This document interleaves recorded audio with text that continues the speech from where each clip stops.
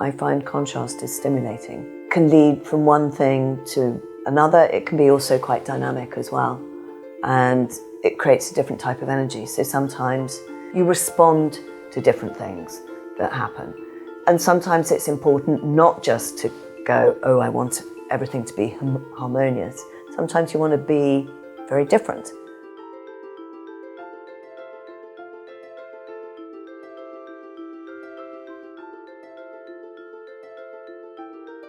I'm Tiggy Maconochie, and we are at home in my recently purchased studio beach house. And it's in an amazing setting right by Dungeness. And at the front, there's the sea, and at the back, there's a nature reserve. So the house has got a double aspect and is completely surrounded by most of the natural world. And the light just changes all the time. And so you really feel that you're connected to, to the real world. I've known Dungeness for, I suppose, more than 30 years of my life. I've been down here, I've filmed down here. I didn't really know Derek Jarman that well, but I did meet him a few times. I knew Keith Collin, who was his long-term partner. Like a lot of people, they come and visit. I spent a summer with friends in Camber Sands quite a few years ago. So you would come down here, explore really, but it's not necessarily a destination where lots of people come and stay. People do come and they rent cottages, or there are certain houses and things, but the majority of people that are down here really do live down here, and so there is a community. Well, I didn't make it one of the things, oh, I want to come and live in Dungeness. In a way, the house found me, and certain things were changing in my life, and I had an off-market offer on my main apartment in London.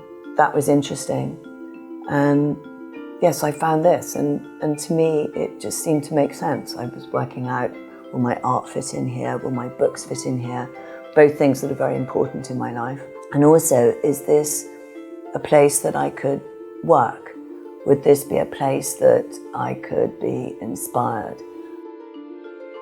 Well, it was painted very, very white, and I found it wasn't quite right. I've never really been a wallpaper person, and this is not a place for wallpapers.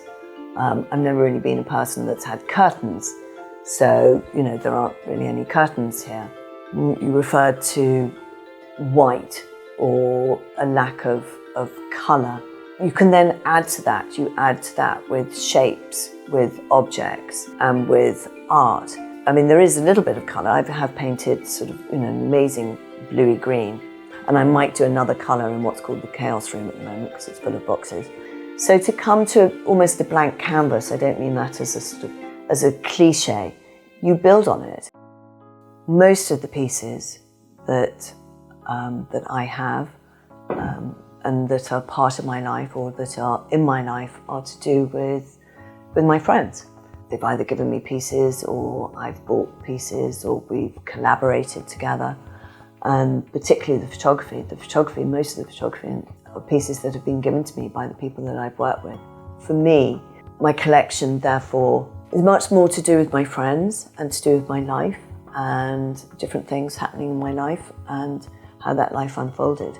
And the same with my books. A lot of the books that I have are all signed, are art books, are photography books, and they're special parts of my life. Well, I think one of the first things that struck me when I did see the house. So when you walk in the front door, there is this double aspect, and I find it very stimulating with the sea behind me, great light, and then you look out over a nature reserve. So having grown up in Scotland, I always found as a child, I would say to friends going up on the train, look at the sky. But I really did feel that up there, that the sky was bigger. I don't know whether it really was, but maybe less interrupted the sky. Probably growing up in Scotland with all those big skies, that must have had some sort of influence here as well.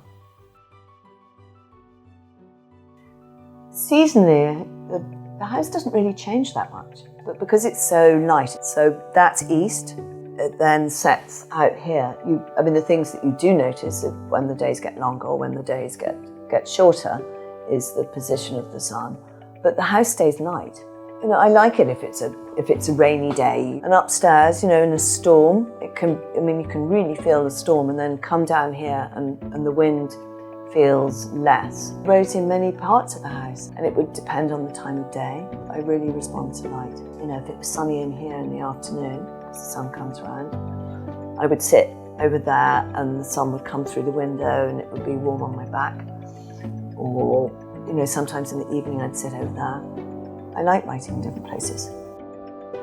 I've been working on a large art book, which I've called All the Pretty Horses. It's about our fascination of the horse through art. What I've done is chosen work that shows how the horse has actually inspired them.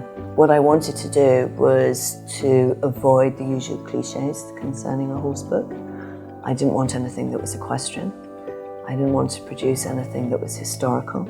And I wanted to look at this with a very different contemporary lens.